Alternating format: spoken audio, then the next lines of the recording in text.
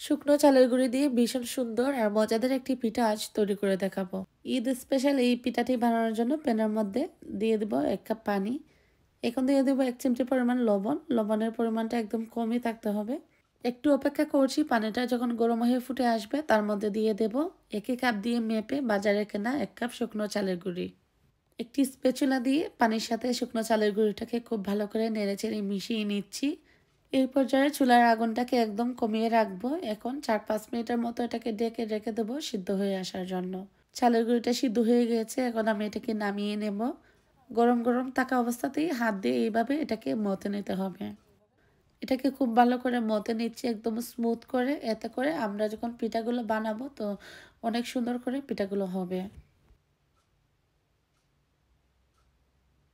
যতটুকু সম্ভব এটাকে আমি খুব ভালো করে মথে নিয়েছি। এখন আমি একটি রুটি বেলে নেব। রুটিটাকে খুব পাতলা করে যাবে না, একটু মোটা করে এটাকে বেলে নেব। রুটিটাকে একটু মোটা করে বেলে নিয়েছি। এখন আমি একটি সাজ দিয়ে এটাকে কেটে নেব। আপনাদের কাছে যে কোনো ডিজাইনের এইভাবে যদি থাকে তাহলে আপনারাও করে নিতে পারেন, কিংবা আপনারা চাইলে হাত দিয়েও ডিজাইন করে নিতে পারেন। এইভাবে করে এক এক করে সবগুলো পিঠা এখন আমি বানিয়ে নেব। আর এই তো দেখুন সবগুলো পিঠা বানিয়ে নিয়েছি, আর দেখতে কি যে সুন্দর লাগছে এই সুন্দরী পিঠাগুলো। এবার আমি এই সবগুলো পিঠা তেলের মধ্যে ভেজে নেব। চুলায় একটি প্যান বসিয়ে তার মধ্যে আমি পরিমাণ মতো তেল দিয়ে এটাকে খুব ভালো করে গরম করে নিয়েছি।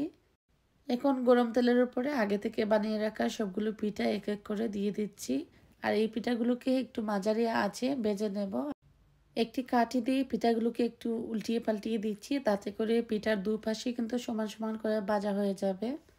মাঝারি আঁচে রেখে পিঠাগুলোকে ভেজে নিয়েছি। এবার আমি পিঠাগুলো তুলে নেব। এই পিঠাটাকে একদম লাল করা যাবে না, কারণ এই পিঠাটাকে আমরা আবারও তেলের মধ্যে ভেজে নেব। আর এই পর্যায়ে পিঠাগুলোকে কেউ চাইলে এক ভাজা দিয়েই সংরক্ষণ করে রাখতে পারবেন 1 মাসের মতো। যখন খাবেন তখন আবারও তেলের মধ্যে ভেজে গুঁড়ো শিরার মধ্যে দিয়ে দিলেই হবে। পিঠাগুলো রেখে দেবো ঠান্ডা হওয়ার জন্য। আর এখন আমি গুড়ের শিরাটা তৈরি করে নেব। গুড়ের শিরা তৈরি করার জন্য এখানে আমি আধা কাপ খেজুরের গুড় নিয়েছি। আধা কাপ পানি দিয়ে খেজুরের গুড় আর পানিটাকে একটি চামচ দিয়ে খুব ভালো করে নেড়েচেড়ে মিশিয়ে নিচ্ছি। শিরাটাকে চুলায় বসিয়ে এর মধ্যে কিছু গরম মশলা দিয়ে দেবো সুন্দর একটি গ্রান আসার জন্য। এখন ভালো করে নেড়েচেড়ে এটাকে আমি রেডি করে নেব। গরম মশলাগুলো তুলে ফেলে দিয়েছি। আর এই তো শিরাটা রেডি হয়ে গেছে। এখন এক সাইডে রেখে দেবো শিরাটা একটু ঠান্ডা হওয়ার জন্য। সুন্দরী পিঠাগুলোকে এখন আবারও তেলের মধ্যে ভেজে নেব। আর এখন খুব ভালো করে লাল করে এই পিঠাগুলোকে ভেজে নেব।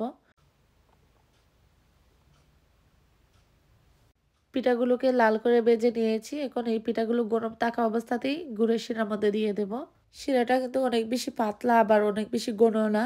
তো এখন আমি একটি চামচ দিয়ে সবগুলো পিঠাকে এই শিরার মধ্যে এইভাবে সোপ করে নিচ্ছি। এই পিঠাগুলো যে কোনো অনুষ্ঠান উপলক্ষেই বানাতে পারবেন। বিশেষ করে বিয়ের ডালা এই পিঠাগুলো দিয়ে সাজালে দেখতে কিন্তু অনেক সুন্দর হবে। খুব সহজ করে আজকের এই পিঠা সুন্দরী রেসিপিটা আপনাদের সাথে শেয়ার করেছি। 1 কাপ চালের গুঁড়ো দিয়ে অনেকগুলো পিঠা কিন্তু হয়ে গেছে। আবার কেউ চাইলেই এই অবস্থাতেই বক্সের মধ্যে ভরে এই পিঠাগুলোকে 1 মাসের মতো সংরক্ষণ করে রাখতে পারবেন অনায়াসে। আর দেরি না করে ঈদ উপলক্ষে আজই তৈরি করে নিন আপনার ফ্রেন্ডস ফ্যামিলির সাথে শেয়ার করার জন্য। সবাই অনেক বেশি পছন্দ করবে। একটুখানি হলেও যদি আমার রেসিপিগুলো আপনাদের কাছে ভালো লাগে, আমার চ্যানেলটি সাবস্ক্রাইব করে নেবেন আরও নতুন নতুন রেসিপি দেখার জন্য।